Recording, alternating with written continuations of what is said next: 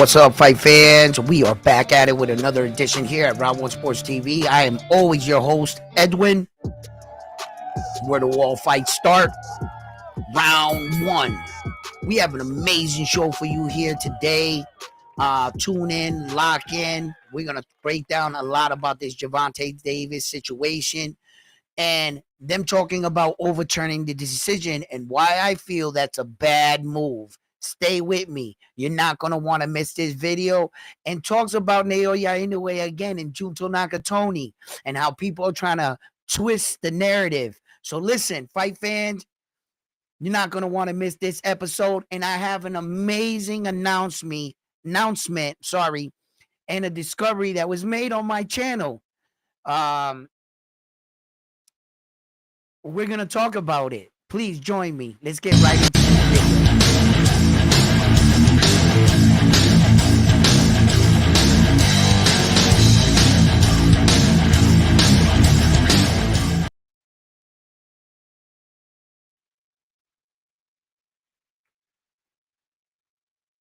Well, fight fans, how you guys doing out there in the boxing world? Wow, there's a lot to cover, a lot to break down, and a lot to discuss in this Gervonta Davis and Lamont Roach situation. So I wake up today, right? And rumors are starting to flow around the boxing world that Lamont Roach and the WBA are looking, and the Boxing Athletic Committee are looking to overturn this decision between Lamont Roach and Tank Davis. They just went into their mega showdown in the Barclays Center in New York City. And Gervonta Davis was highly criticized for bringing up a smaller guy from a smaller weight division to fight him. Now, you have to understand that coming into this fight, Gervonta Davis was a 20-1 favorite, and Lamont Roach was a 20-1 underdog. Okay. Now, the whole thing behind this controversy is the fact that Gervonta Davis allegedly took a knee in the fight. Well, he didn't allege. He did take the knee.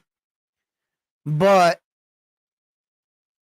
Gervonta's claim is that he wasn't either hurt or bothered, but that he had suffered some grease in his eyes from his braids.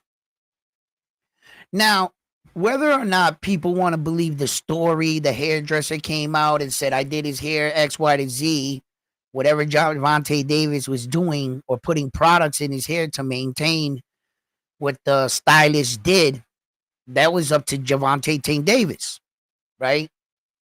Okay. So the fact that he got something in his eye, whether or not he stopped to have Calvin wipe something off his face, when you go back and you look at Tank Davis and Calvin, he didn't even have enough time to get the towel to really wipe his face. He basically threw the towel in his face, and Gervonta went like that with his glove, and that was pretty much it. Okay, here's the situation about how that all transpired and broke down. A lot of people are still arguing the fact. Was it a knockdown? Yes or no? Right? Okay. I don't think we should be really arguing that point, because that wasn't the worst thing that took place in that situation with Gervonta going to the corner. Stay with me on this one. Meaning, you can debate all you want, whether it's a knockdown, whether his knee hit the thing. The rules state it is. Once your knee touches the canvas, it's a knockdown, okay? That's not what we should be arguing. What you guys should be arguing are the reasons why. Explain to me, why didn't he get disqualified? Now, that's my argument. Meaning, the minute you turn your back to the referee, he could stop the fight right there. You can be disqualified. The second reason why he needed to be disqualified in that fight is when Gervonta Davis stuck his head outside of the referee and asked Calvin Ford to wipe that off his face, and Calvin Ford threw the towel and wiped his face, that's disqualification right there. Nobody is supposed to touch the fighters unless you're a ring doctor official. That's the only person in the fight that can walk up on the apron and check out the fighter. And the referee had to halt the action to do that. Or you could request it, right? But Gervonta didn't do any of that. The minute Calvin Ford touched his face with that towel, he should have been disqualified. Those are the rules in boxing. You guys are arguing about the fucking knee. I'm asking myself, why didn't Gervonta get disqualified? Fuck the knee. He should have, the fight should have been over right there. Did that guy just touch your face with the towel? Yeah? Well, guess what? Fight's over. That's it. Right? So, I said to myself, right?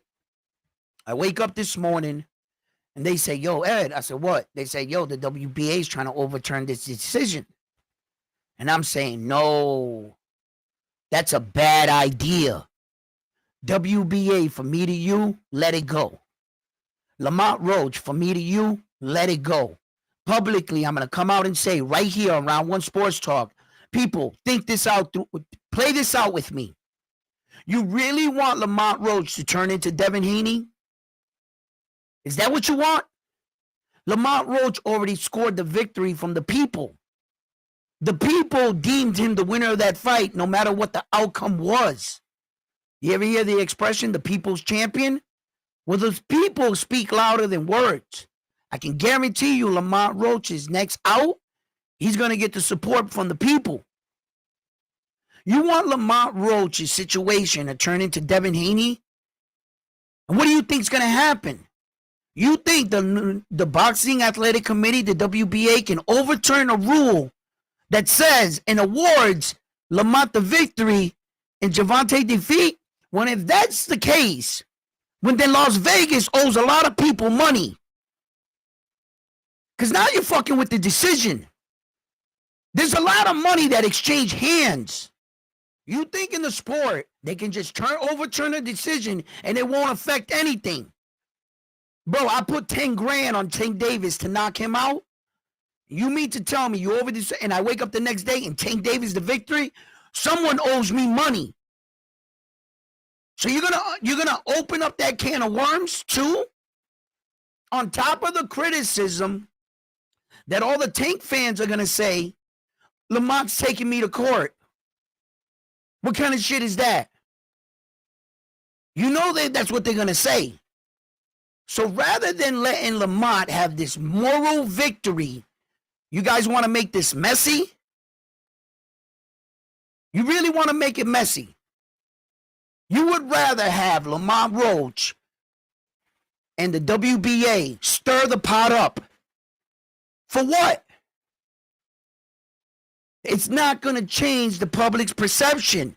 We already all think Lamont won the fight. By awarding him the fight, what is that going to do to the Tank Davis fans? What are they going to say about Lamont Roach? There's only one solution to this problem. They would have to fight again. And I'm in agreement.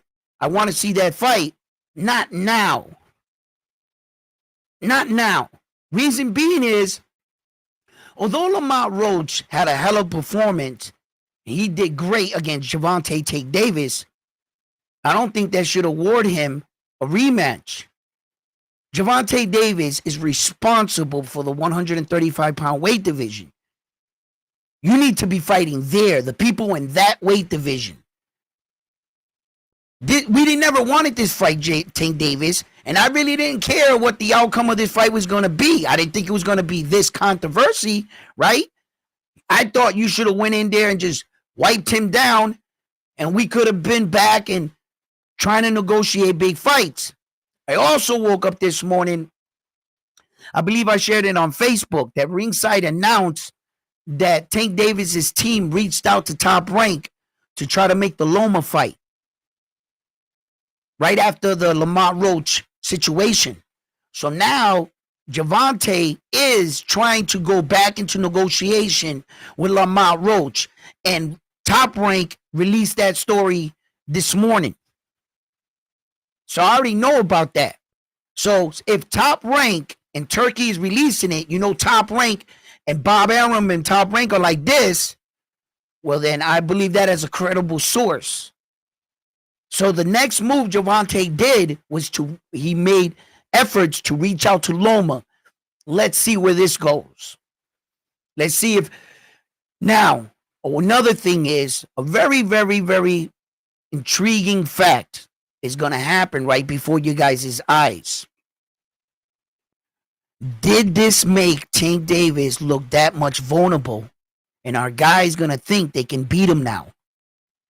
Sometimes a bad performance, you ever hear the expression, you think something is a curse to you? Or man, that's unfortunate. Maybe. It could be a blessing in disguise. Gervonta could be getting all this scrutiny and everything for his performance, and now guys are lining up saying, yeah, I want a piece of that.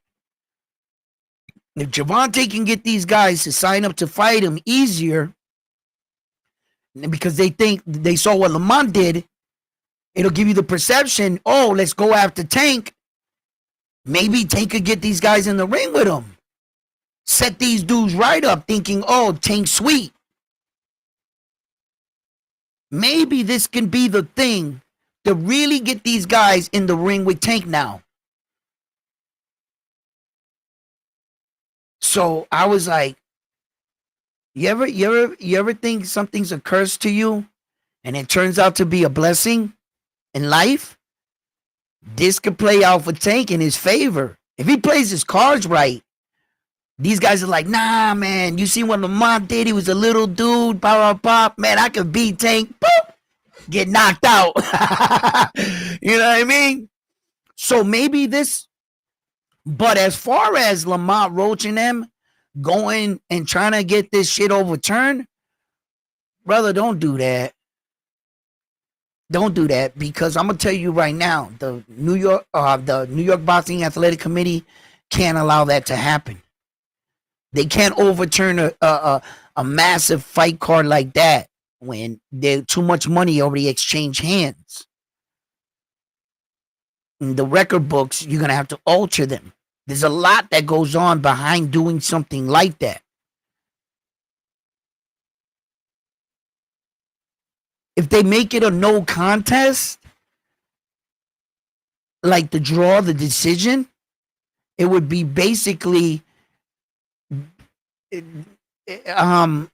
that's not worth it. You basically left it the way it was. See, had there been a victor in this, somebody that they awarded the victor, like they said Tank won it and then he appeals it and gets that decision to a no contest, I could see that, right? And even though with that, shit, people would have had paid out money to the winners, right? It's a messy situation. And then the criticism that Lamont Roach would get from this whole ordeal, you know what I'm saying? From now on, let's let the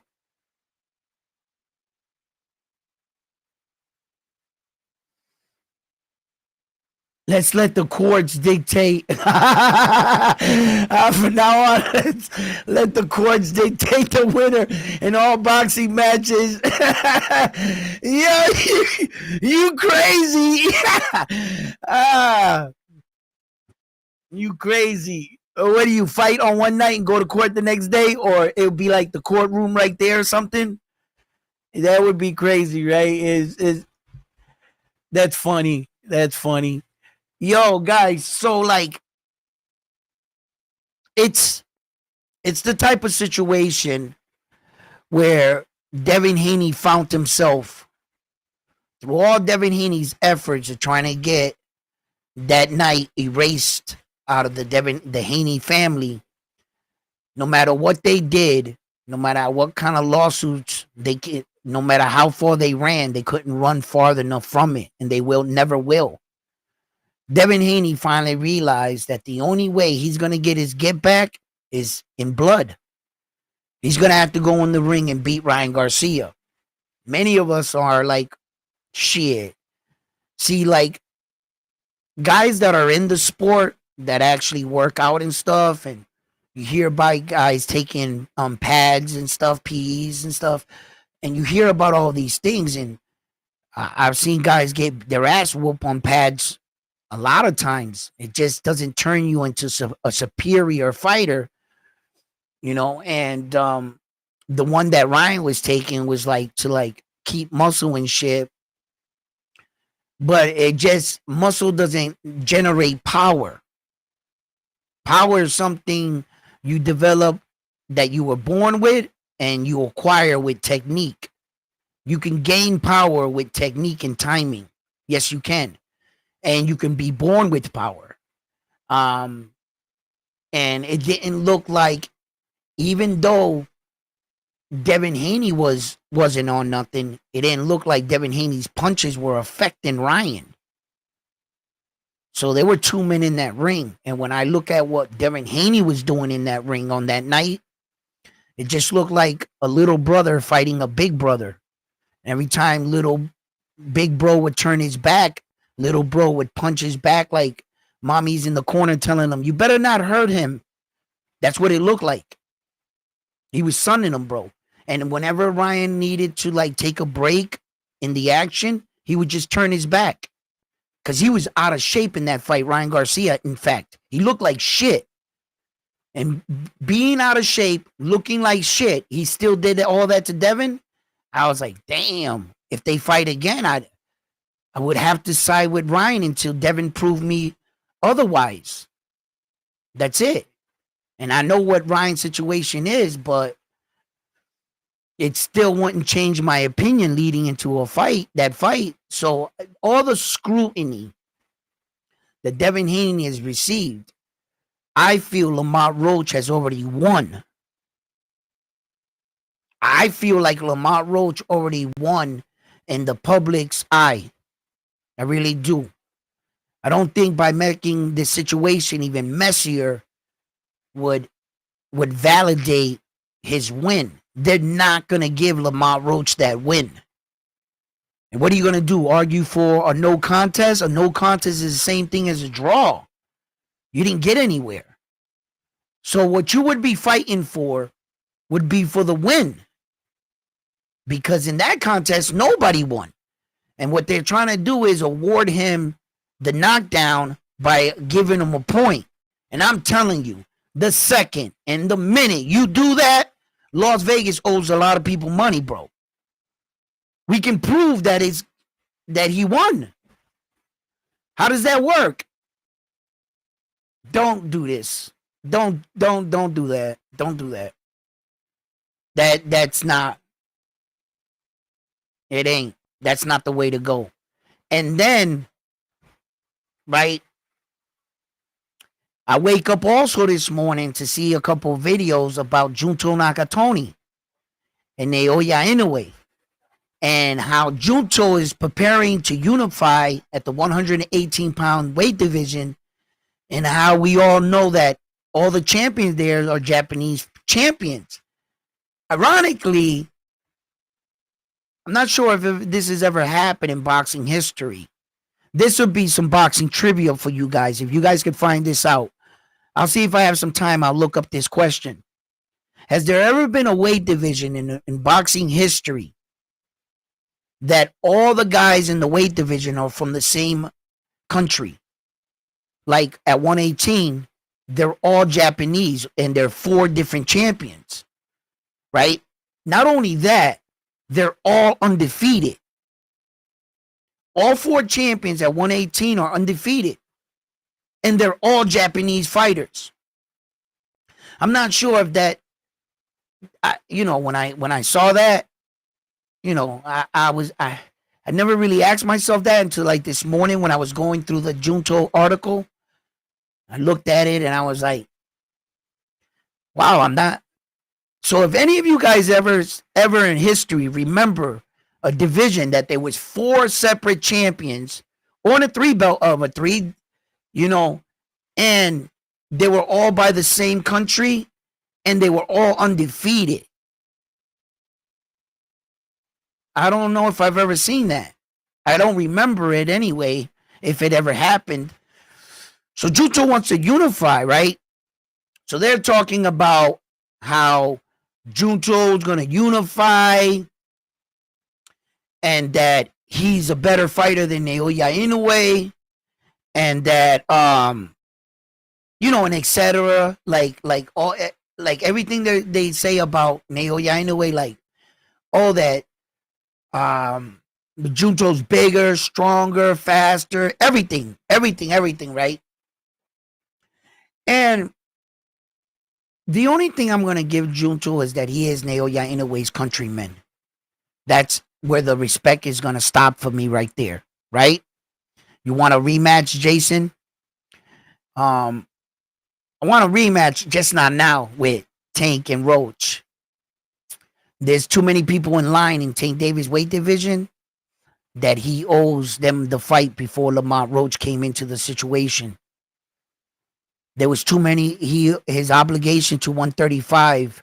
We've been waiting for the Loma Shakur fight and maybe the Keyshawn Davis fight now. Unfortunately, Lamont, you did great. He has unfinished business over here. Tank Davis should have never brought that man up or brought him into the equation. That's not my problem. And that's not the fans' problem. The fans have been wanting this kind of fight for a long time. So that, so no. And then as far as Naoya Inoue's situation, right, they turn around and trying to make and dress up Junto Nakatoni like he's doing some superior shit. Like, oh shit, he wants to unify at 118. Oh, congratulations. Naoya Inoue already did that. They're trying to act like Junto's preparing to move up in the same, the article that they use to try to justify Junto Nakatoni's reign is the same article that is his own coach, Rudy Hernandez, admitted he's not ready for Naoya Inoue. He ain't ready for him. So all this talk that Junto is going to beat him and that Junto's doing these remarkable things, I'm happy for him. But you have to read the rest of the article. As a matter of fact, I should have put up the article. I'm going to put up the article in a minute because I got a lot to talk about.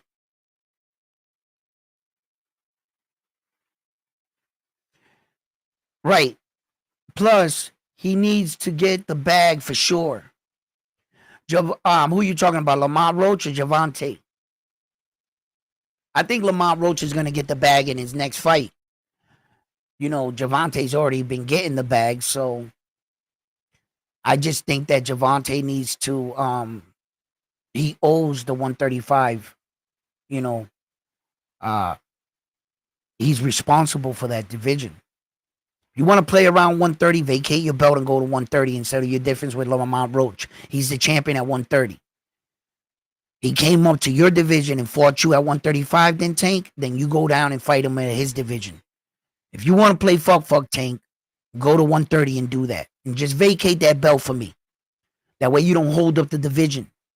If you want to go chase your own little freaking,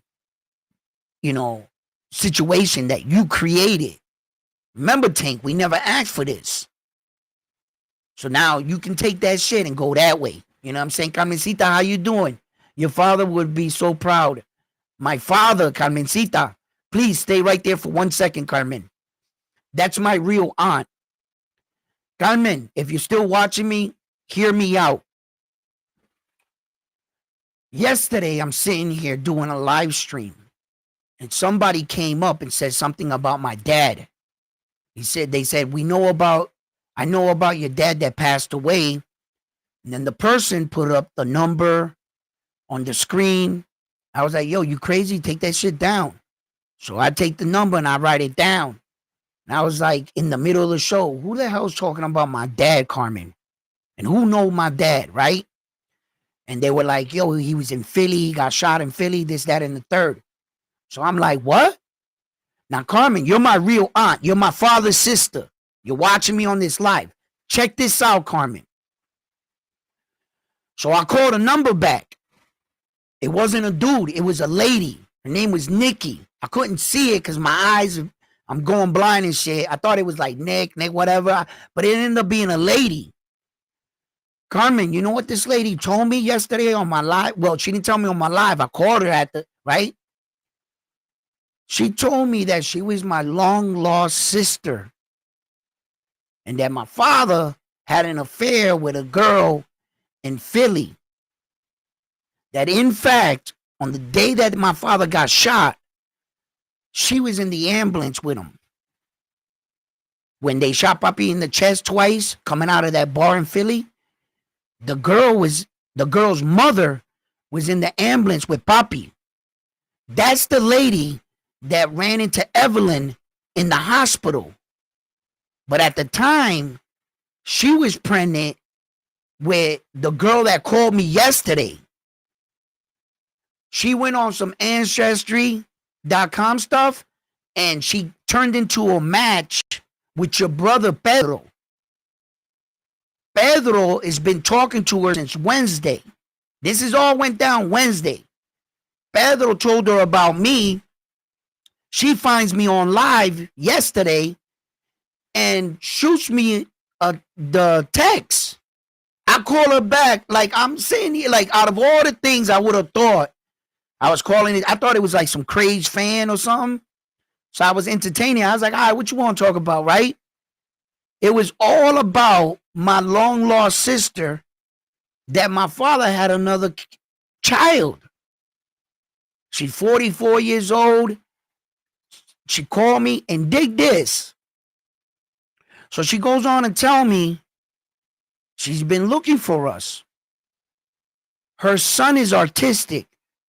Her son started like, you know, like he didn't talk or whatever. And she said the only sport that she found that he showed interest was boxing. So they own a boxing gym in Philly. I guess it's like one of the biggest boxing gyms. I looked it up on social media yesterday on IG. It's called Kingdoms Boxing _ it goes Kingdom _ Boxing. And she has like news articles and stuff, and she has all kinds of fighters going past through the gym. And I see her in pictures with Roy Jones Jr., a lot of boxers. And she was like, I never understood why my son loved boxing or why boxing is the very thing that saved his life, because the kid never spoke until he started boxing and letting it all out. So to my surprise, right? Like I'm hearing this is all yesterday. I found my long lost sister on a live, right? I'm like, I'm taken back by this. Like I'm sitting here like, what? So she knew too much about my father. And like so I called my older brother. So we all get on like a 3-way, 4-way call with all my brothers and sisters. And my older brother was much older than me. And apparently we lived in Philly when I was a kid. I don't remember that shit. I was far too young. I was probably 3 years old. And we lived in Philly, and that was when my father was hoping the champion compete for the world title. I forget his name. And my dad came out in the parade in Philly. What was his name? The champion. My dad trained a lot of fighters out there, I guess, apparently. And like my brother's telling me all this stuff about my dad and stuff. And I always knew my dad did a lot of things in boxing, but I never really wanted to come up here and throw my dad's name around to earn my way. I kind of left what my dad did, you know, and I made my own boxing channel out of my passion. But to see that my dad's boxing, it brought us like here. Everything he did, my dad was a Rolling Stone.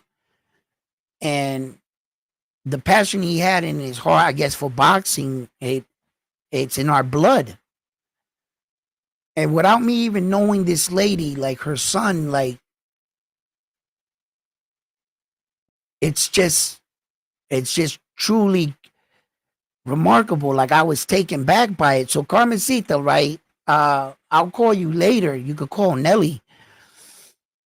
And we're supposed to be meeting up with her on the 29th. And I guess I'll be meeting my long lost sister for the first time. Uh, it, call you? Carmen, I'm gonna write this down, but please take that number down because there's a whole bunch of nutbags in the world, right? So erase that shit. Hold on.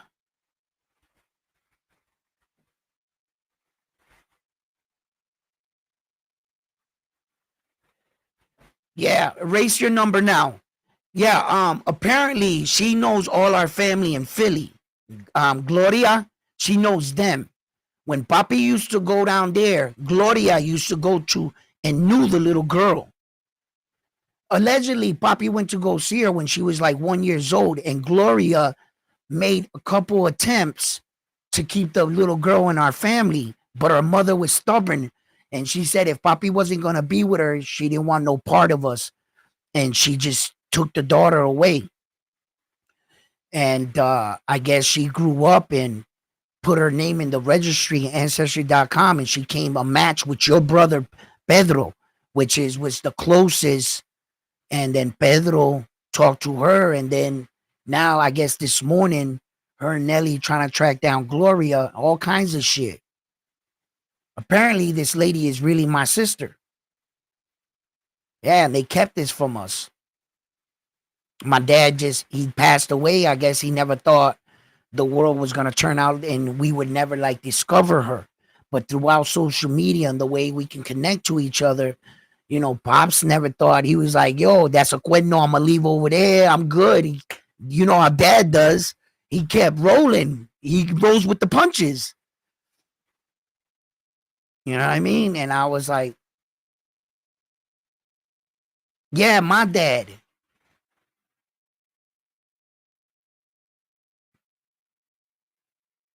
So I'm like, so like a whole bunch of shit popped off on the live yesterday when I was on the live. And so we're sorting through all this right now. You know what I mean? It just, life is trippy. Life is trippy. I lost a brother to the streets. My little brother died in the streets, and I gained a sister. You know, it's life is trippy, bro. I couldn't believe it. I'm still like in like, you know. But yeah, Carmen. Yeah, call Nelly. Call Nelly. Talk to her. Talk to her. I'm on the live right now, so I'm gonna go back to boxing, man. But and I wanted to tell the boxing community what happened to me yesterday on my live. It was just trippy, bro. You know, out of everything I would have expected to make a phone call back to a person that I didn't even know, for her to tell me, I think you're my brother. I was like, what? Yeah. She told me a lot about that and the situation and what happened on that night when he got shot. Yeah. She was trippy. So anyway, yeah, I'm pretty sure you're probably calling Nelly. Let me get back to boxing. But yeah, boxing world, that's what happened to me on my live stream, man. It was crazy. So we're gonna meet. We have a lot of catching up to do. We have a lot of catching up to do. Yeah, we're going down to Jersey. In fact, she's from Philly, Carmen. So she owns like one of the biggest boxing gyms in Philly. Yeah, she's pretty successful. She was like, look, I'm not trying to ask for nothing. She was just like, I just wanted to know who my dad was. And when she found out that Papi passed away, she was upset, and she was like, you know, she heard that Papi had kids, us. She was like, you know, it took her a long time to reach out to us because her concern was that we would reject her because she was the product of an affair of our dad. And we were like, nah, we understand life. We're adults.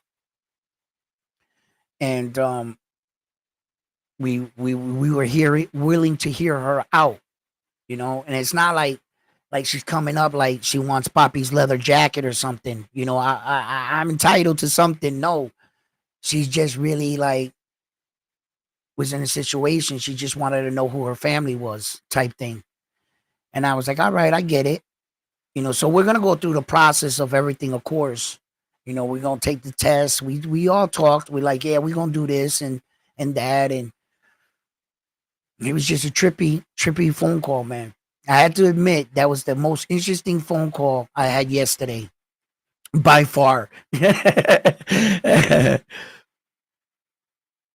Yeah, Carmen. Take care. So where does that leave us now with this Gervonta Davis situation and the rest of the boxing community? And the there's there's a lot of a big part of people in the boxing community that believe that this shit should be overturned. And I'm saying to myself, overturn in what way? In what way do you want this overturned? What would make you guys happy? Giving Gervonta Davis a loss? How do you award Gervonta Davis a loss without awarding him a victory? Who'd he lose to?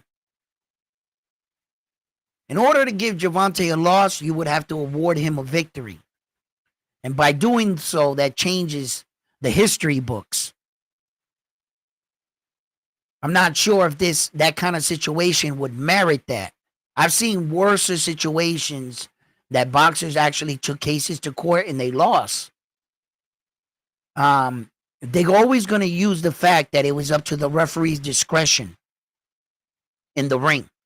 And then people are going to come out and quickly say that the referee was in on it, that he was bought.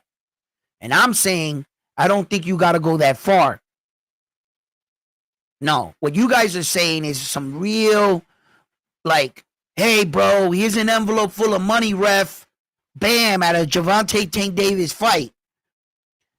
If me and my gangster friends were going to pay off anybody, I'm going to tell you right now, it would not be the ref. Why? What fucking fight goes to 12 rounds in the Gervonta Tank Davis fight? Why would you need to pay the ref? He's insignificant. After at the beginning of that fight, I didn't know the outcome. You know, we're mobsters paying off referees and judges. When the envelope starts going out in your head, right? When they start getting passed around, one envelope that will not be getting passed around is to the ref. Because as a gangster and fixing fights, like you guys are claiming, why the fuck would I pay the ref? This fight ain't going 12 rounds in my head. He's the last person I would give an envelope to. I just think that the ref was a Gervonta Davis fan. Okay? He's a referee in boxing. He must have a love for the sport. He must have favorite fighters. He's a brother. I'm not saying that qualifies him to. I'm pretty sure that referees like Gervonta Tank Davis as a boxer. I think he was happy he was in the ring with Gervonta. That man has been in the ring with many, many big moments in boxing. He's been around for a long time. And you don't think that these referees have favorite fighters? I don't think you had to pay him. I think he gave Gervonta a break because the ref likes him as a fighter. It's just human behavior. He's not a robot. You know, these you know, you can't publicly come out and say it, but underneath he probably had a Gervonta Davis pin right underneath his shirt. That's all it takes for a person to be a fan of you. Doesn't mean that anybody had to give you an envelope full of money. You gave him the benefit of doubt. I think that's what happened.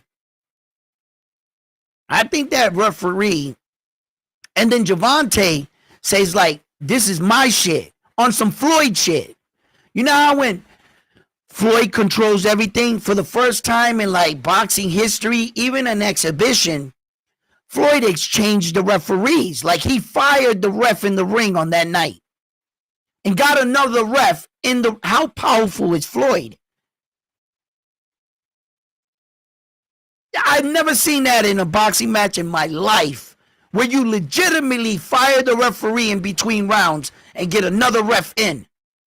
It was not a sanctioned boxing match, of course. This was an exhibition funded and put together by Floyd himself. I still never seen that, though, in a match. Just goes to show you how powerful he is. And Gervonta Davis has taken on the Mayweather persona. He thinks he can do Mayweather shit. He thinks he's above boxing. Tank. In his head. Look at how arrogant he was. That he legitimately thought he can halt the action in the ring by taking a knee, go to the corner, wipe his face, and not be penalized. That's how much his head is like this fucking big. Gervonta, man, he's full of himself. He should have been disqualified for more than one reason on that night. And none of them have to do with the knee. Fuck it, he took the knee. But once you turn your back to a referee, that fight could be done. It's up to the referee's discretion, but that's term of disqualification right there. The minute, and I mean the minute, Gervonta stuck his head outside the apron and his trainer came up, Calvin Ford, with the towel and went like that, fight's over. The rules state you cannot touch the boxer. You cannot even instruct the boxer when he's sent to a neutral corner in a knockdown.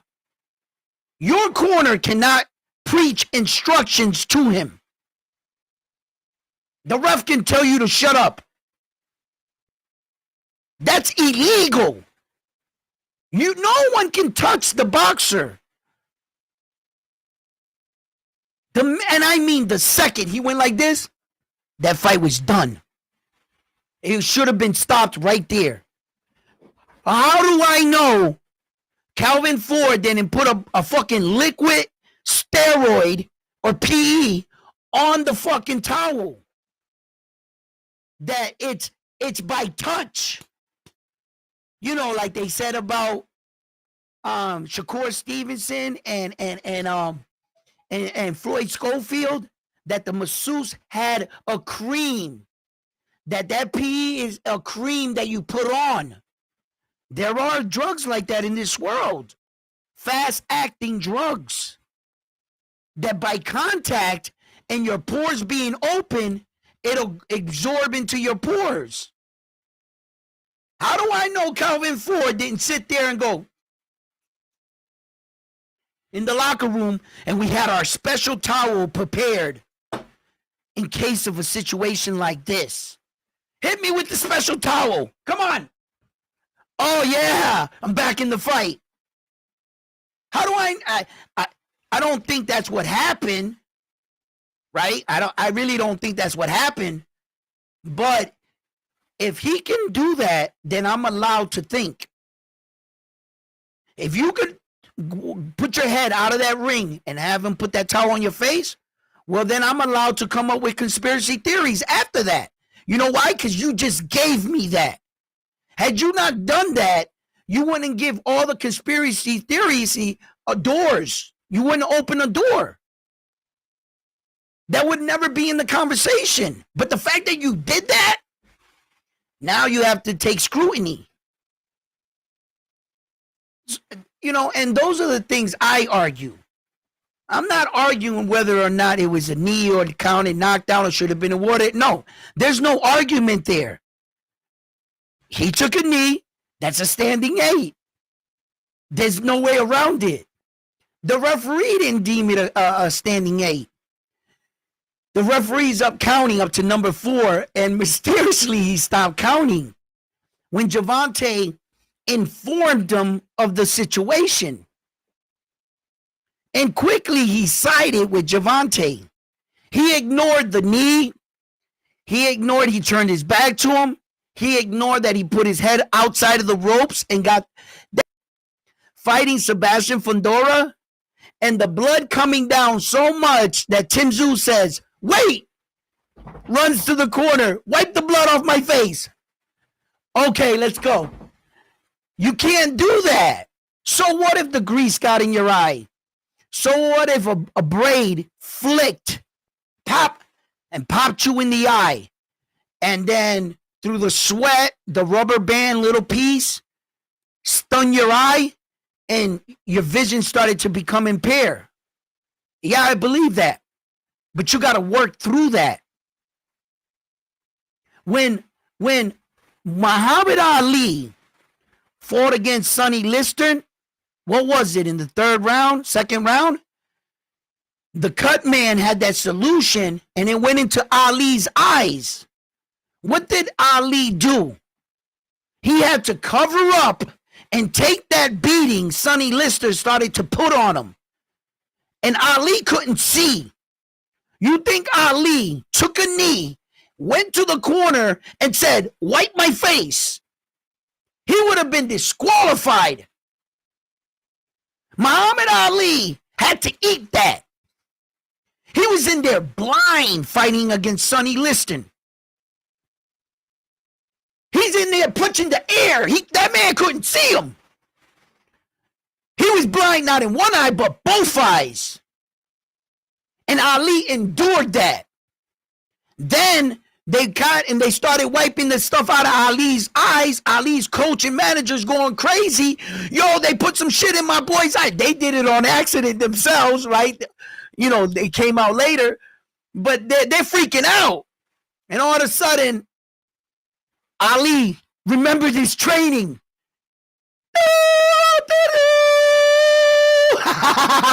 Yo, he came back, baby. You know what I mean? His eyes started clearing up, and Ali took over the fight.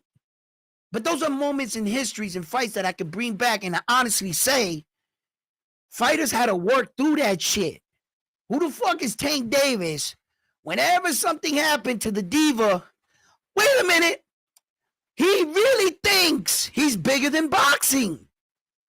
That he had that much, and not only did he think it, he pulled it off. He showed the world how much big in boxing he is. He legitimately halted the action, wiped his face, came back and told the referee what to do. That's how big Gervonta is. And for everybody thinking Lamont Roach was never going to win a decision in New York City, it would have been a hard decision to win, but a close one, he wasn't going to win. Why? I don't think it had anything to do in part with the judges wanting to side with Gervonta or the boxing world. Let me explain. Watch. See, guys, you guys got to remember a couple things in boxing that you guys already know. I'm just going to remind you that if you're fighting a world champion and the fight is extremely close, they're going to give it to the champion. They're going to give him what we call the champion's nod. Same thing happened with Vasily Itak and Devin Haney. You think to tell me if the fight's that close, that award at Loma the victory for 4 belts against Devin Haney, what fucking good is it to be a champion if you have no benefits? That when you enter the ring on a close fight, you can lose your belt.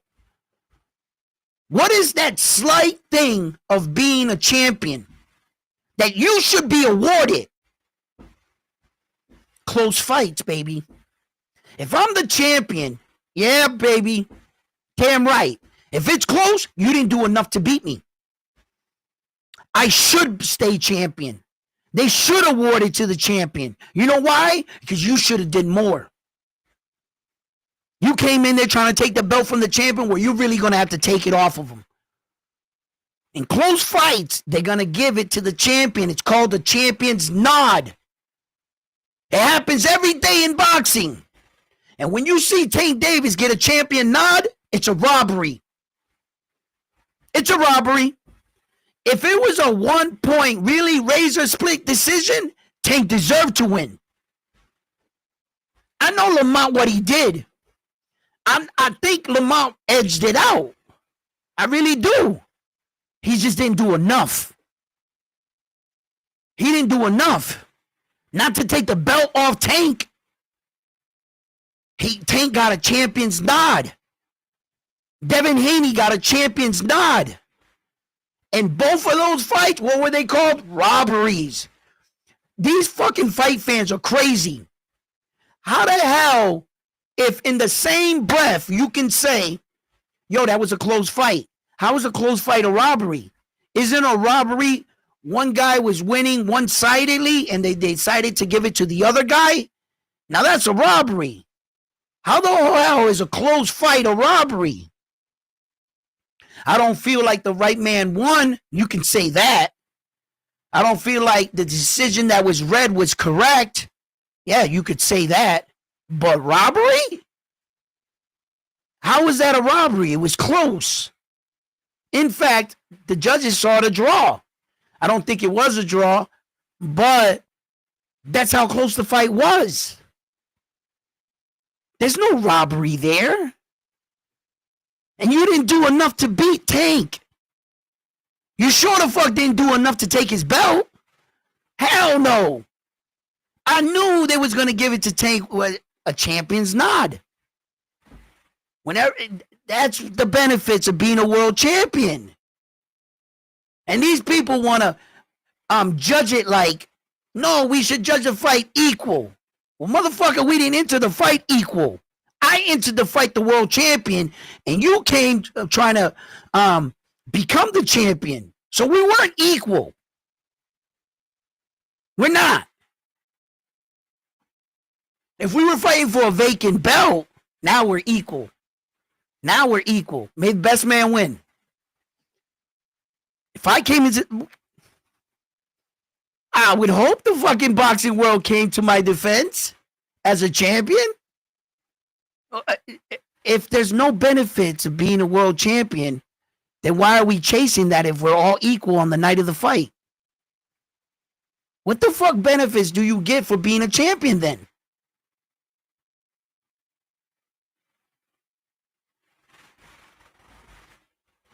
That's what happened.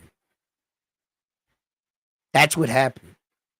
I think Lamont Roach and Tank, they should run it back. Yeah, I think they should run it back. Just not now, bro. I don't want to see that right now.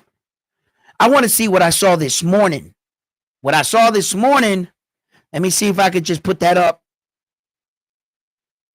I'm going to put it up on the screen.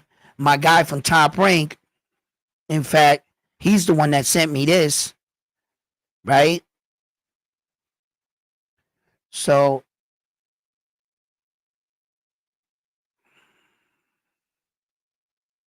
where is it? Right here. All right. Josh Padley steps in to face lightweight title. Shakur Stevenson. Yeah, I saw that.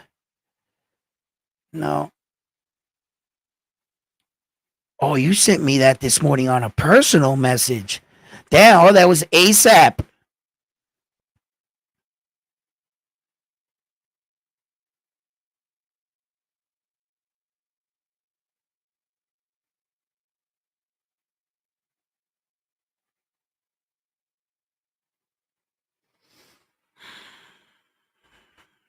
Where was the message?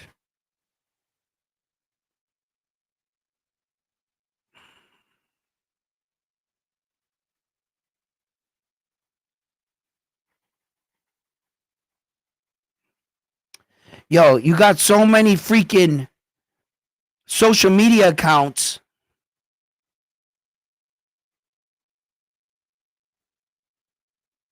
It's because he's a journalist. That's why. He's got so many damn websites.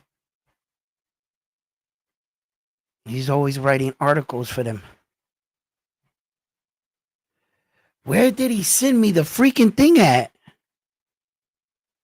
All right, when I have time, I don't want to hold up the show. When I have time, I'm going to find it. I posted it on my Facebook already. So it's if you want, you could go to Round One Sports Talk. I believe it's on that one.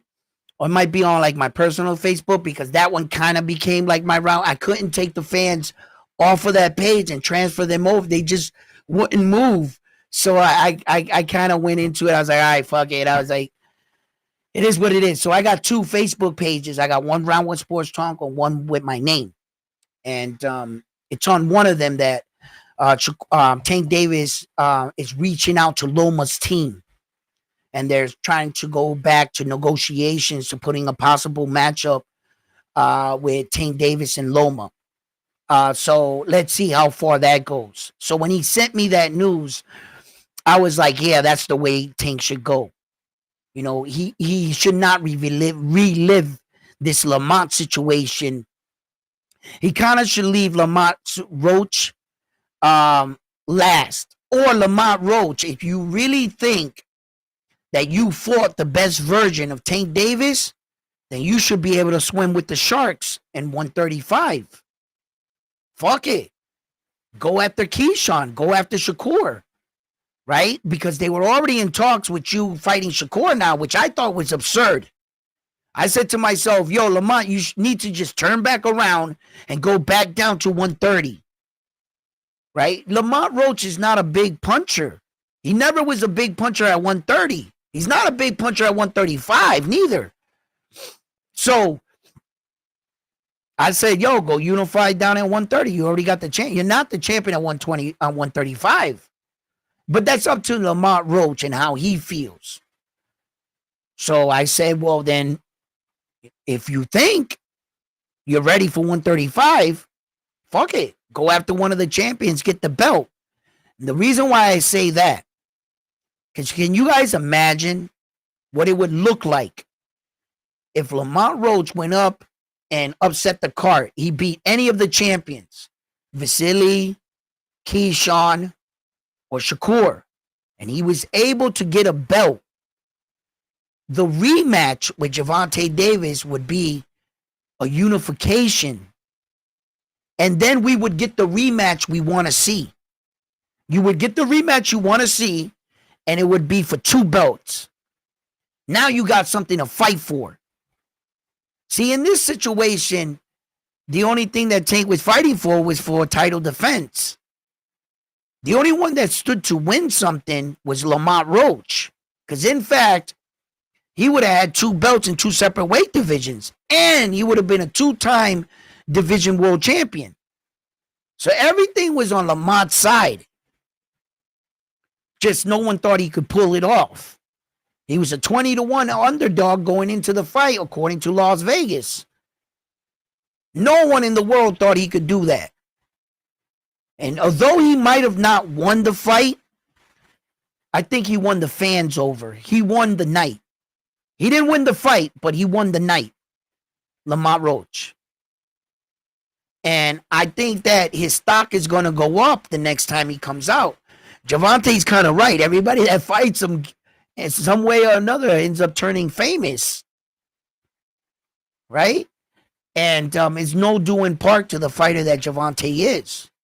And could this deceive all the other fighters in the weight division, such as Shakur and Keyshawn and Loma? Right? They all saw that. They're like, man, they had this dude dressed up like he was this, that, and a third. Tank ain't what they say he is. Sign me up. And then Tank gets these guys to get in the ring with him because of what happened with Lamont. And that's what I mean. This could be a blessing in disguise for Tank. And then Tank gets these guys to get in the ring with him. And then the real Tank shows up. Boop! Oh, shit. What happened? So sometimes you need that. There were a lot of guys that want to get in the ring with Floyd Mayweather or Ali or Mike Tyson. Once they saw Buster Douglas knock out Mike Tyson like that, it took his cloak of invincibility off of him. Yeah, And like, I'll just like, I think that this might send the wrong like message to some fighters. They might start getting cocky and arrogant around Tank now. I think this perception of Tank Davis being this tank and knocking all these people out, um, I think that's gone. I think that's gone. So we gonna find out. We are going to find out.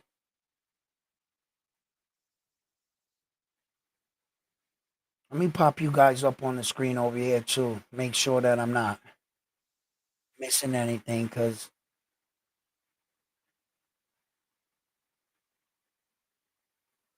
I think, I mean, listen. Hopefully he tries to get in the ring with him. You know, I want to see these fights rather than seeing a Lamar Roach again. And you may never see that again. You see, the one thing with Lamar Roach and Tank Davis' situation, Lamar Roach was familiar with Tank Davis. And although he kind of, it seemed like he knew what he was going to do, Lamar was like one step ahead of Tank all night. Like, he was so familiar with him. And you're not going to get that out of other fighters. You're not going to get that with Keyshawn. You're not going to get that with Shakur. You're not going to get that with these other fighters. I don't think you're going to see one fighter in particular fight Tank so well as Lamont. They had to have been around each other for a very long time. It really looked like, when you go back and you really pay attention to the fight, Lamont was one step ahead of Tank. Some people got to use instinct and react to that. They just don't know what Tank's going to do. Lamont was beating him to the punch on the inside. He was very sharp and effective with that punch.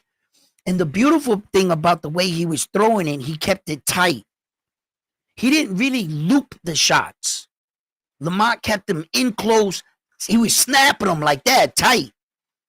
And he knew that the quickest point, the quickest way to the other point is a straight line, right? And what he was doing, he was snapping Gervonta before he can get his punch off, and he was taking the steam off of Gervonta's shots. So by the time Lamont hit him and Gervonta's shot was coming around, it wasn't as strong because he's already snapped him, pow. When in fact, when he staggered Gervonta, it was with a shot like that.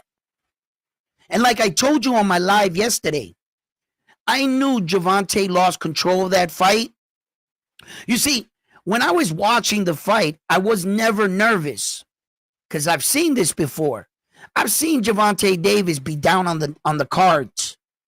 Gervonta's always down on cards. I've always seen that look on his face. Then he gets up in the later rounds and knocks the guy out. On average, Tank Davis's knockout percentage is like from rounds 7 and up. That's when he knocks people out. So the fight to me was going the way it was supposed to. Although Lamar was having success, I was sitting, man, listen, I've seen this before. I've seen Mario Barrio doing amazing against Tank. What happened? Right? So I was never panicking. The minute, and I mean the second, whatever round it was, I think it was like the 9th round or something, Tank Davis started talking to him. And Lamont, him and him were having a fucking conversation in the ring. And you could see that Gervonta was trying to fight Lamont Roach's ego. Meaning, if you got to tell the guy, yo, bro, what's up, man? Why you running, bro? Stand right here and bang with me. That means that you have exhausted everything you have. You have nothing left.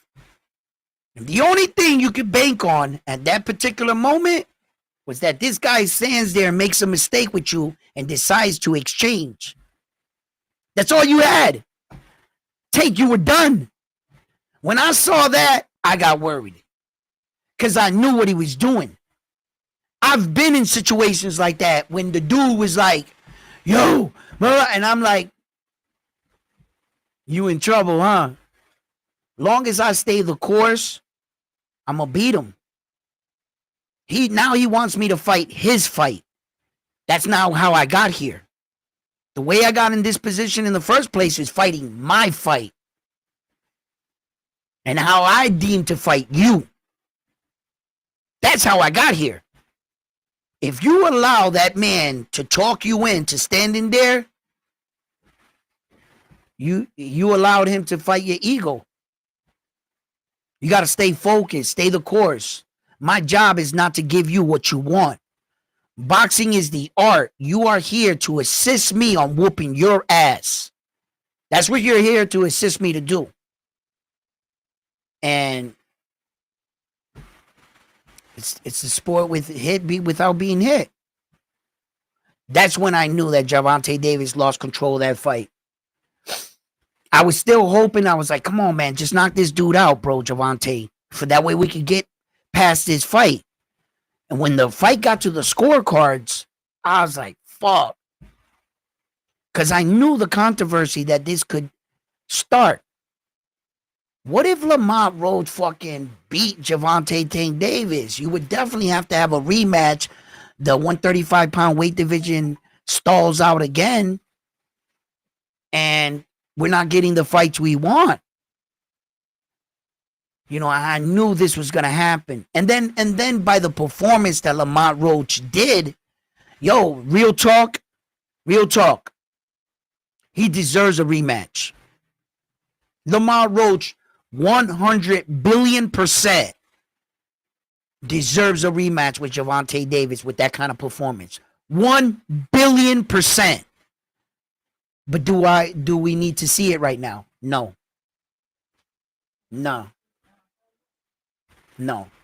So, and that's what I mean.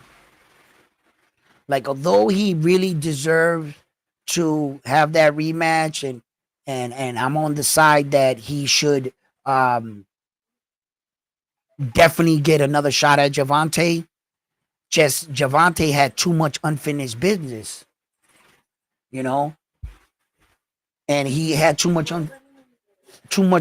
unfinished business for me, if you ask me, you know. So that's why I want him to stay at 135 and answer that, and then he could relive this situation. What do you guys think about that? You know, hey, let me open up the chat here for a minute. Subjects. I'm going to drop the link now. I said everything I needed to say. If anybody wants to join the live stream, we could talk about it. If not, we'll move on to another subject. Here we go. And let me put that down for you.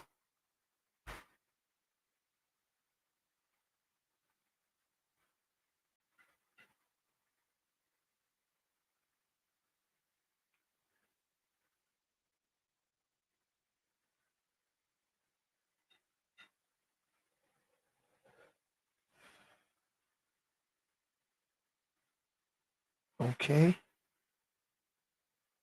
Why is this not working for me? All right.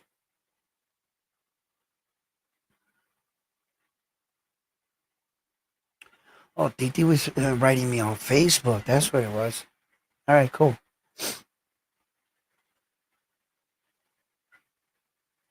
Yeah, I definitely think that this Junto Nakatomi situation too is they're starting to like bring up Junto, right? In the sense that for us not to remember that MJ Martin Tapales was talking all that shit. And if somebody else is gonna step up and take the heat voluntarily, then I guess MJ is not gonna come out and say anything. The only thing I'm hearing back from MJ Akmadalia's side is that he already has a fight scheduled in September. And me personally, that's a lie. You guys know in boxing, everything's subject to change. Everything's subject to change. So just like you're thinking you want to fight then or whatever. And what does this mean for Marlon Tapales? Once again, for Naoya Inoue situation, he started to blimp up in between fights, and he's not going to be able to be ready, and his eyes were set or his plans were already made for September.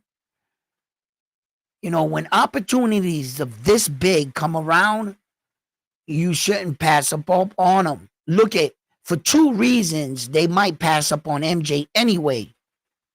MJ's not Mexican.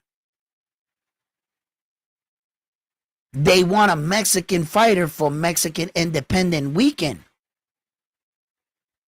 See what I'm saying? But it's no secret that MJ and Ed Hearn were stirring up the pot that the boxing world wants to see Naoya Inoue shut his mouth up. So we know that too. So although he's not a Mexican, right? Maybe because of his star status and the fact that the schedule got altered once again because Alan David Picasso pulled out of the matchup. So as you can see, nothing's sketched in stone and everything's subject to change. So bam, you could slide him in under that slot. And I don't think necessarily you would need a Mexican fighter. It would be good. You're going to have enough Mexican fighters on that card where that I think that just one more Mexican fighter is not going to fill up a whole entire section. No, I think you'll have enough Mexican people in attendance in that weekend already. And you could put enough Mexican fighters on the undercards if you can't get a great Mexican opponent for Naoya Inoue. And MJ can step in and play a big part in this fight. A lot of people actually want to see that because, not because we believe MJ is a worthy opponent. Let's just be honest with ourselves. We're not asking for that fight because of that. We're just asking for the fight so that we can all say, see, told you MJ wasn't on his level, and that's what your ass gets for talking shit. That's what we want to see the fight for, so that he can shut him up. How dare you say a two-division, undisputed, champion of the world, undefeated, with 24 consecutive world title fights is scared of you? Where do you get off talking about a decorated champion like that, MJ? Really? That kind of fighter is scared of you? That's the only reason why I think the world wants to see the fight. We want to see him laying on his back, stretched out like this, and looking at her like, that's what you wanted? That's what you want your boy to, that's how you want your boy to look. You know, and Ed Hearn don't give two shits. He's just like, yup, if he dies, he dies. Ed Hearn's about the money. You know what I'm saying? So,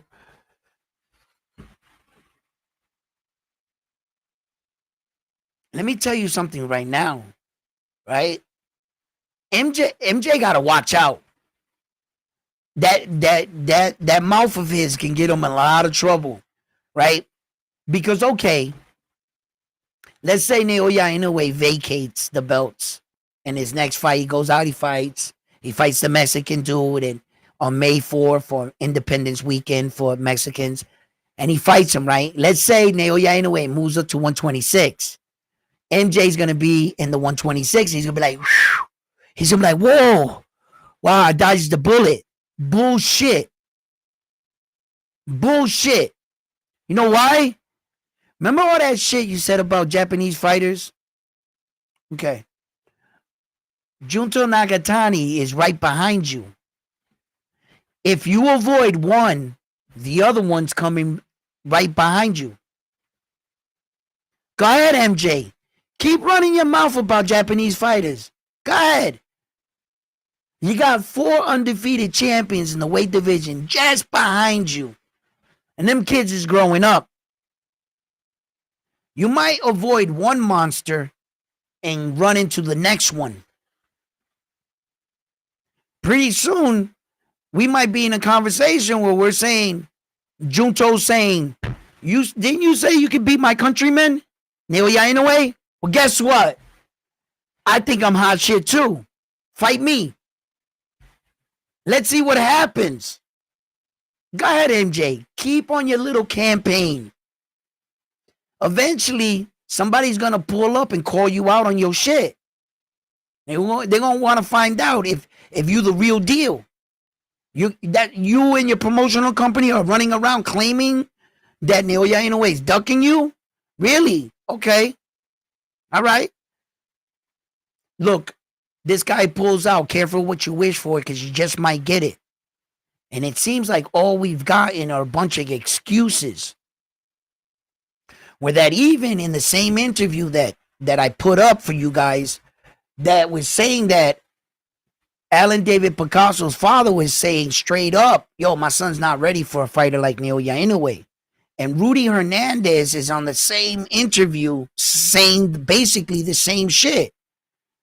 That he's admitting that his own fighter, Junto Nakatoni, is not ready for Naoya Inoue right now. And he said, stop talking about a fight and pushing us to fight this guy. We're not even in the same weight division.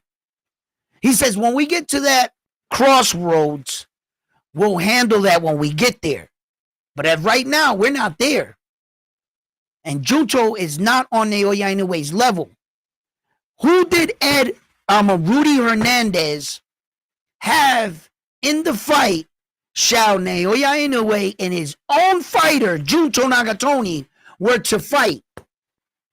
Who did he said was the slight favorite in the fight? Naoya Inoue. He didn't say his fighter, Junto. That Rudy was dead honest with he was.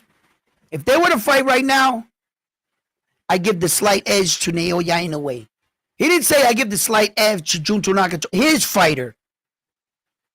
If the coach doesn't think he's ready for him, how the fuck does the world think that Junto's gonna knock out Naoya Inoue? You guys are just speaking from being prisoner in the moment. You must have just came off in the Junto Nakatoni fight, freshly seen him knock that Kawayaso out, and you're saying to yourself, oh shit, he's the best. Nah, you're just a prisoner in the moment. You're forgetting who Naoya Inoue is. And the best thing about Naoya Inoue, right? A lot of the guys that he's recently been fighting been orthodox fighters or wild, loose fighters. The minute you put them in the ring with a boxing technician, a real like boxer, that's when Naoya Inoue is even more dangerous. Go ahead and put Junto in there with him if you want. Go ahead. I'm trying to tell you guys. I've been telling you guys for a long time. Although Junto is good, he's like the next. He's like the shiny new car, the new model. Doesn't mean that the new model is better than the old model, because you could say they don't make shit like that no more, right? You know what I mean?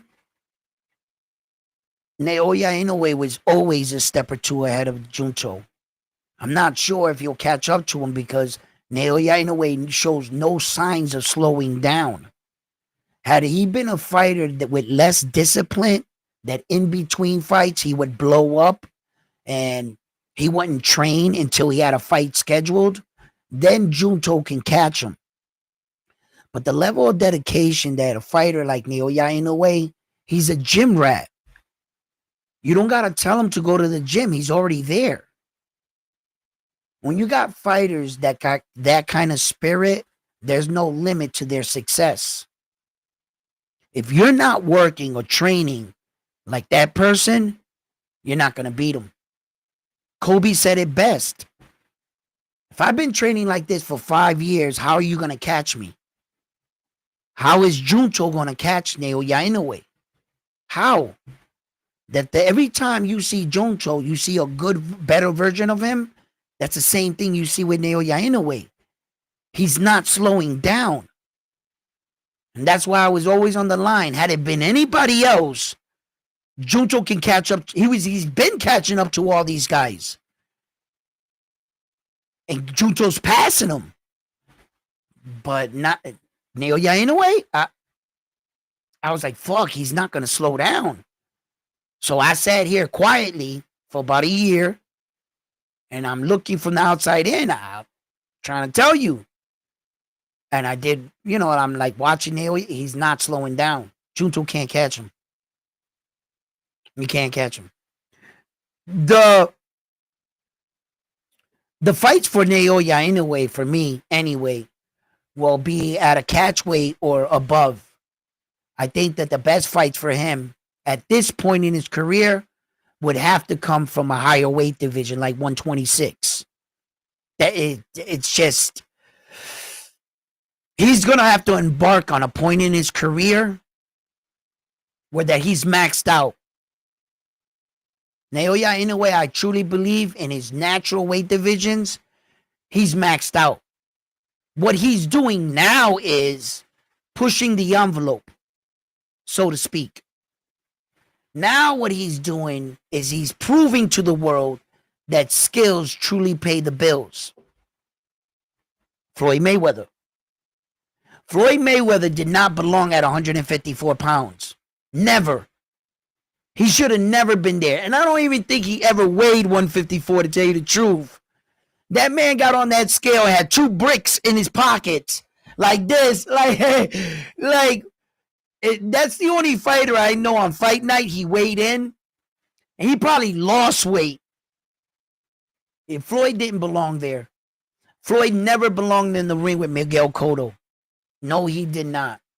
Floyd didn't belong in the fight with Manny Pacquiao that size weight. What are you, fucking crazy? Did you see the size of Manny Pacquiao's tree trunk legs? They're like this, right? But what that showed was Floyd Mayweather was a superior fighter, superior boxer. He truly proved to the world that skills pay the bills. The kind of performance he put on young Saul at 23 years old, and Floyd was 36, coming into their fight, that performance was epic. Listen to me. Just like when Floyd fought Arturo Gatti. Now, I knew Floyd was going to beat Arturo Gatti that night. I knew it. I was like, Arturo fucked up, right? And my whole family was saying it at the time. And, but I was so shocked when I saw that Arturo fight, because I started to recognize things in the fight, things that I started asking myself about. How in the world is Arturo Gatti a WBC world champion, right? How does a world champion go an entire 3 minutes and not land one punch he threw? He threw 37 punches in the round, 36, something like that. Out of 36 shots he threw, he missed 36 shots. You would never convince me that a world champion with world champion skills moved up an entire weight division, amateur, got to the pros. This belt signifies that I'm the best, or one of the best in my division. That was frightening, to realize there was a man that was so good that not even a world champion could put one finger on him. That right there, I never talked or said that out loud, like at the moment. But it was something that I was like really aware of. I kind of after the fight, I went outside. I sat there and I was just thinking about it. I was happy Floyd won. I how did that just happen? And shit like that is what plagues my mind. What was the difference? Why couldn't he touch you? You know, we're taught that if you're not hitting the guy and you're swinging, take some power off. Just learn how to touch him, right? If you're swinging big and you're missing, reset yourself. Get in position where at least you're just touching him. Pop, pop. Okay, now I'm pop. Now I'm getting his timing, but at least do that. My man couldn't touch Floyd, bro. He couldn't touch him. And then after I remember certain parts of the fight were hard to watch. I was just sitting there like this. I was like, damn, man. He was beating the shit out of Arturo Gatti. The way that Floyd Mayweather systematically broke down Diego, right? That was beautiful. He hit like 4 body shots consistently in a row. Floyd went downstairs, downstairs, downstairs. And then Diego Corrales went to go like that downstairs to the body, and Floyd faked it, and he changed the cadence on the punch, and he went upstairs. Pow. And he fucking just, Diego spun around like that on one knee. And Diego came in that fight never ever being knocked down. Diego was considered a power puncher. Diego could not touch Floyd. He couldn't. Diego was taller. He had the bigger reach. Everything. He couldn't touch Floyd, and that was impressive. That was impressive. And the most impressive thing is that Floyd didn't run from none of these guys. I dare you, go back and look at that fight. Floyd stood right in front of Diego Corrales. He stood right in front of him. And that was a fight that the boxing world was actually setting up Floyd, if you guys don't remember or have any. They set Floyd up for that. Everybody thought that Diego Corrales was going to shut flamboyant, boisterous, loudmouth Floyd Mayweather's mouth. At that time, I think he was Money Mayweather, and he was real flamboyant. But that was a persona that later on in my life, I came to understand. In the beginning, I didn't really see it so much. I thought that Floyd was arrogant. I thought he was playing with boxing. I assumed he was smoking, drinking in the clubs back then. When I grew up to realize what Floyd did, he was a fucking genius. And he knew that in the boxing world, it was just, persona too. And Floyd fucking, he took off with it, man. He knew that part of this was business and entertainment, and the rest was boxing. And the boxing part, Floyd was all in 100%. He went to the club, threw around some money, made you think that everybody around him was smoking and drinking. He guilty by association. As soon as the camera stopped flashing, he runs out the back door, puts on his tennis shoes, goes jogging. He gave his opponent the impression he's been in the club all night, not training. Floyd's turning on the lights at 4 a.m. in the gym, training, dedicated, committed. But he knew he had to give you this persona about him. And you either were going to like him or you were going to pay to see him get knocked out. Either way, you were going to watch his fight. And Floyd embraced that. He was a great villain. He was a really great villain. He played his part well. Many have tried throughout the years to imitate Floyd Mayweather to no avail. Adrian Broner was like one of the closest. Adrian Broner was a great fighter, bro. But the streets, money, women, drugs, it all caught up to him because of his choices. That is nobody's fault but Adrian Broner's fault.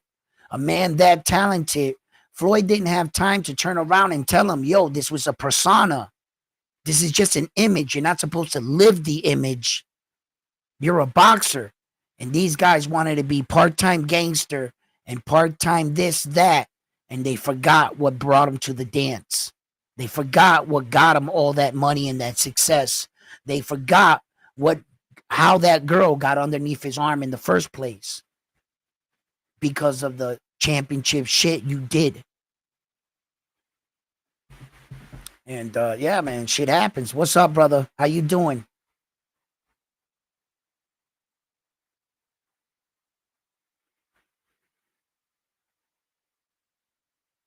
He should run it back with Tapales. MJ, right? Everybody said that. MJ should have been ran it back with Tapales. It would have gave him credibility for that fake mysterious #1 ranking he's going around telling the world he has. Nobody believes that shit. And the people that buying into it are just Naoya Inoue haters. Okay? Because if you just like come to Round 1 Sports Talk, you would be informed of the truth. And I put it up on the screen for you guys. I put up the people that Marlon Tapales fought. I'm just not talking out the side of my neck. I provided evidence that the fight right after that he lost his belt against Marlon Tapales, MJ, he fought Kevin. Kevin was ranked number 58. His last fight, that guy he fought, was ranked 88 in the world. So how do you fight a guy 58 and a guy 88 and the WBA gives you the #1 slot? Marlon Tapales lost his belts to Naoya Inoue. Marlon Tapales, rightfully so, can fight a fight, right? Put himself back in the ranking. And why wouldn't Marlon Tapales be a #1 contender? Marlon Tapales took all that money he made in the Naoya Inoue fight. That man went on vacation.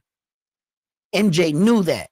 He knew he would slide in and get very, very little resistance from the other fighters that are partying with the bag. They just won off Naoya Inoue fight. But the truth is, he should fight a fighter such as Marlon Tapales, 100, or Luis Pantera Nari. You could fight one of those guys. I'd be satisfied with any of those guys. But the guys that he fought and trying to feed us like, tell the boxing world like he did something. No, you didn't do nothing. That's a smoke screen. And your little #1 mandatory claim is bullshit, MJ. You ain't got no real man. He is ranked by the WBA, yes. But I bet Top Rank and Naoya Inoue are looking at that suspicious ranking and saying, you're not worthy. You're not deserving. You're just trying to slide your way, slither. And you think just because the WBA is backing your lies and your bullshit that Naoya Inoue has to respond to you? No. You don't got no power to take my belt away with your fake claim to my... Then why haven't they stripped me? Because WBA ain't got no power in this situation. They're not the next organization in line. They talking to Picasso, other Mexican fighters now. And now all of a sudden, Cordine takes the fight. So,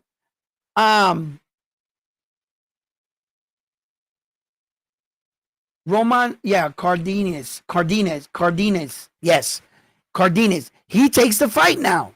How the hell does he get the fight over MJ? I'm pretty sure MJ was offered the fight. But breaking news. MJ has not left the witness protection program. Okay, back to your scheduled program. He's still in the witness protection program. He ain't answering no phone calls from Naoya Inoue. Stop it. Them dudes don't want to fight that, man. It's over, bro. Naoya Inoue dominated 2 weight divisions and they couldn't stop him. I've been saying it for over a year. It's not because I don't think he can't do it at 126. I don't think that the powers that be are going to allow it. If you were to tell me, line up all the champions at 126, right? Line them all up. One by one, there's not a man at 126 I wouldn't be scared. I would be scared to put in the ring with Naoya Inoue. Nope, not one. I'm not saying he would win.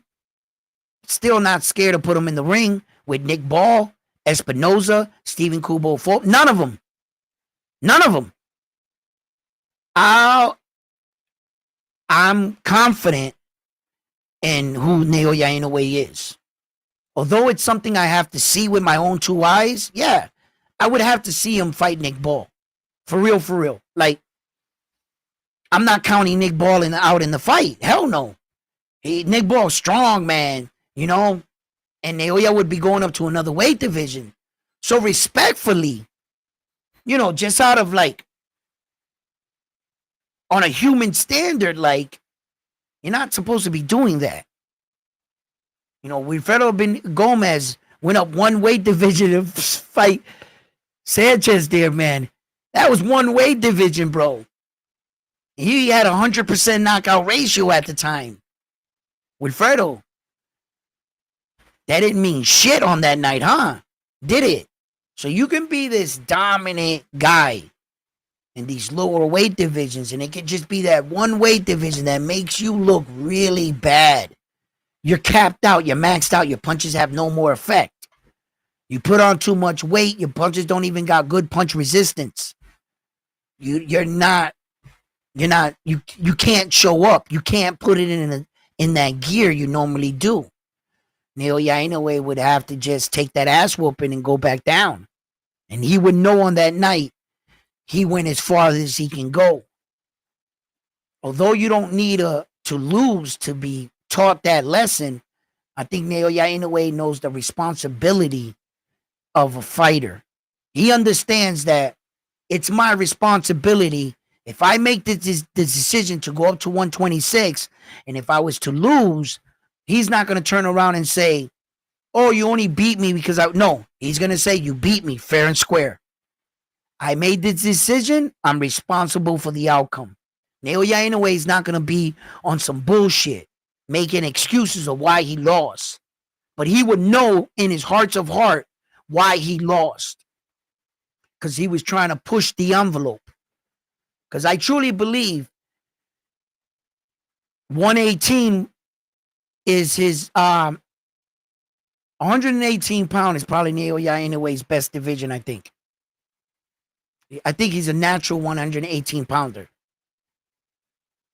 You know, and I think him staying at that weight would, if he wanted to. Naoya Inoue allowed himself to grow. And he put on 2 pounds every fight at the 122. I mean, at the 118, preparing for the 122. And that's how he gradually made the transition to the next weight division. See, when he was younger and he did that big leap, his body was able to do that. He's 31 years old now. He's not nowhere near old or anything like that. But in the boxing world, 31, you're hitting the beginning of your prime. You're like right in there. Depending how you age, not all two people age the same, that it will determine how far you can go and fight in your later careers. Like, for instance, Tom Brady. There were a lot of quarterbacks that would have loved to play as long as Tom Brady. Their body just fell apart on them. And that's no doing part to their willingness to go out there and compete. Is their body no longer let them compete at that level. And no one really knows when that affects a fighter. That would have to be up to you and your DNA structure, I guess. You know, no one knows that. Like in gyms, we have this expression called chinny. And no one knows when your chin just gives out. No one. It's just after so many punches in and out of the gym, one day you just start getting knocked out like that. It just happens. It really does. In Roy Jones's situation, I think he made himself chinny. by going up weight divisions and moving down. That weight jump from like, what was it? If I remember correctly, was it 154? He jumped up to like 154 to heavyweight. He made like a massive jump. It was ridiculous. Was he in 168 or anywhere closer? I know, right? If my memory, I would have to look it up. I mean, it was a pretty long time ago. Yeah, I think it was 154, man. I think he jumped up from like some ridiculous to like heavyweight. Next thing you knew, Roy Jones was fighting the heavyweight champion of the world. That Puerto Rican dude. Like now, see, now I'm really like clicking the boxing wheels here. Ruiz, John Ruiz. It was. He fought. Yeah, I'm really showing my age now, huh? Yeah, but that's what's up.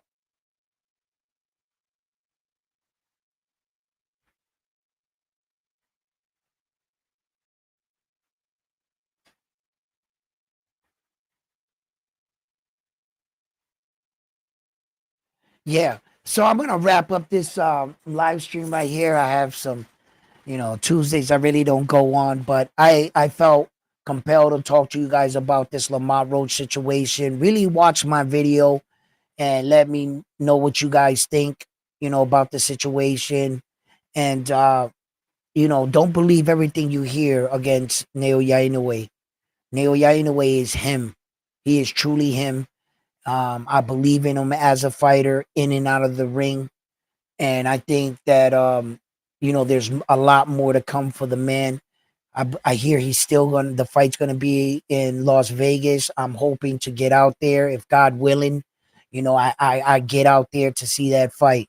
So fight fans, listen, thank you for your time, your love, and your support, all your comments. Please, if you have anything to say, leave them in the comment section below. Listen, fight fans, do me a favor, hit that like button for me, please. And if you haven't already and you like the channel, subscribe to the channel. And like always, fight fans, I'm on to the next one after this one here at Round One Sports TV. You guys have been amazing. Love you.